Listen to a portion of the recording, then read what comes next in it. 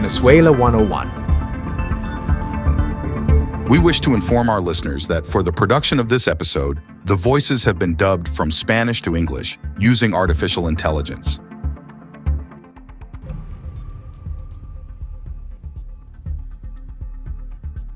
Hello, everyone. Welcome to a new episode of Venezuela 101. This is Miguel Pizarro, and as always, I'm joined by Melanio Escobar.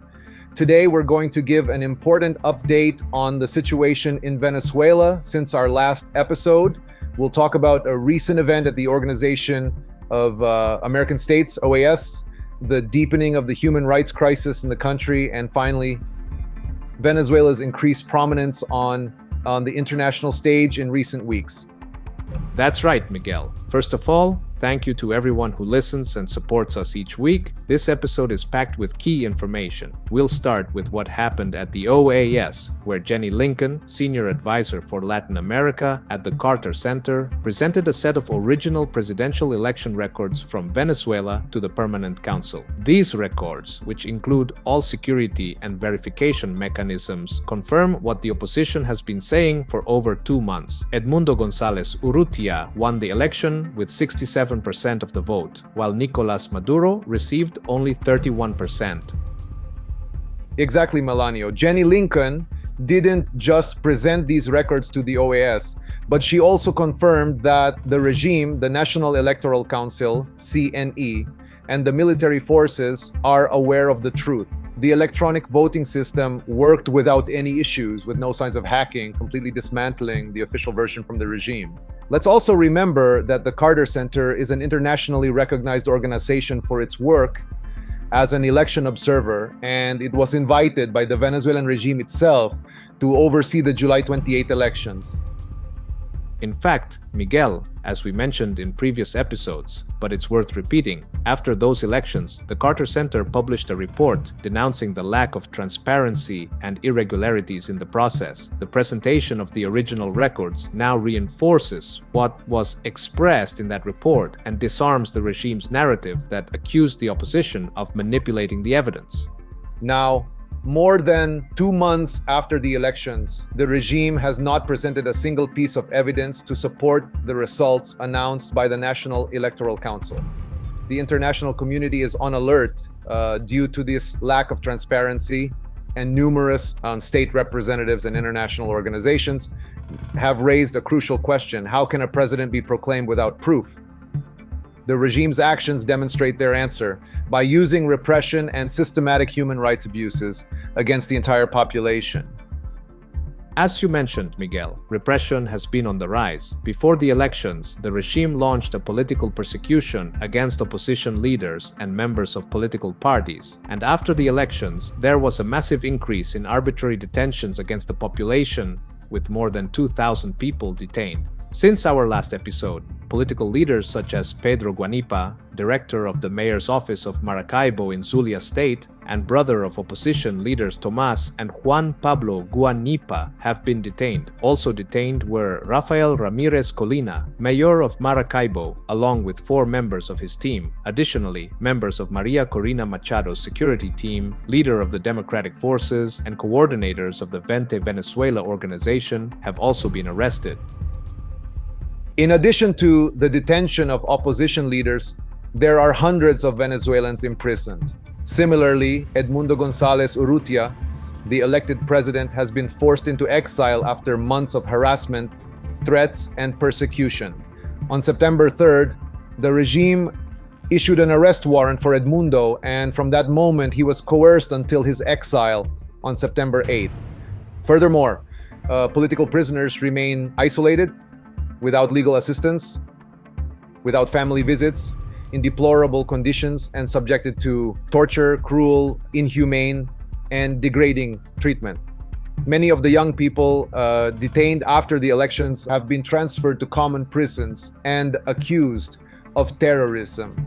Among these young people, there are minors, boys and girls, who are being prosecuted for political crimes, especially in courts organized or specialized in terrorism, which constitutes a serious violation of their rights. This was documented in the latest report of the UN fact-finding mission on Venezuela, which was presented on September 17th. The mission's experts confirmed that repression and human rights violations have reached unprecedented levels in the country. The mission's president, Marta Valiñas, stated that of the more than 2,200 people arrested after July 28th, at least 158 were children, some of them with disabilities, and they have been charged with serious crimes such as terrorism and incitement to hatred. In fact, during the interactive dialogue in which the report was presented, more than 30 member states of the Human Rights Council and 10 international NGOs expressed their gratitude to the mission for the report and condemned the human rights violations and the commission of crimes against humanity in Venezuela. In addition, during the high-level week of the United Nations General Assembly held from September 23rd to 27th, more than 50 presidents and foreign ministers came together to raise their voices about Venezuela. Some did so in their speeches during the general debate in front of the Assembly, others through joint statements and declarations such as the foreign ministers of the G7, Canada, France, Germany, Italy, Japan, the United Kingdom, and the United States, and more than 50 countries who also joined a joint statement calling for respect for the popular sovereignty expressed on July 28th, the release of political prisoners, an end to repression, and efforts to achieve a peaceful transition in Venezuela. Around this General Assembly, side events were also organized with the presence of international representatives, where the issue of Venezuela was discussed in depth, highlighting the crucial role this crisis plays for the region and the hemisphere. Finally, Miguel, to wrap up this episode, this week there will be a vote on the renewal of the mandates of the fact-finding mission and the UN High Commissioner for Human Rights. Both mechanisms are requested to investigate and present annual reports on the situation in the country. These international mechanisms were among the first to affirm that Venezuelan authorities have committed serious human rights violations. That's right, Melanio. And to close, I want to add that the renewal of these mandates is essential for justice, for the victims, and for the historical documentation of the crimes against humanity in Venezuela. It is also vital to ensure that in the future there will be reparations for the victims and guarantees of non-repetition. Today, the situation Venezuela is going through requires international attention and support. What we are witnessing is the result of a systematic policy aimed at subjugating the population and silencing popular sovereignty.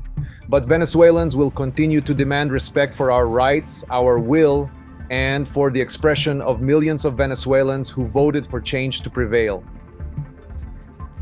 That's right. Thank you, Miguel, and thank you to everyone listening for joining us in this new episode of Venezuela 101. Don't forget to subscribe to the podcast, follow us on social media, and stay tuned for future updates. See you in the next episode. In addition to our personal accounts at Miguel Pizarro and at Melanio Bar, you can also follow us on Instagram as @Venezuela101_. Remember, you can listen to us on Apple Podcasts, Google Podcasts, Spotify, and YouTube. Venezuela 101.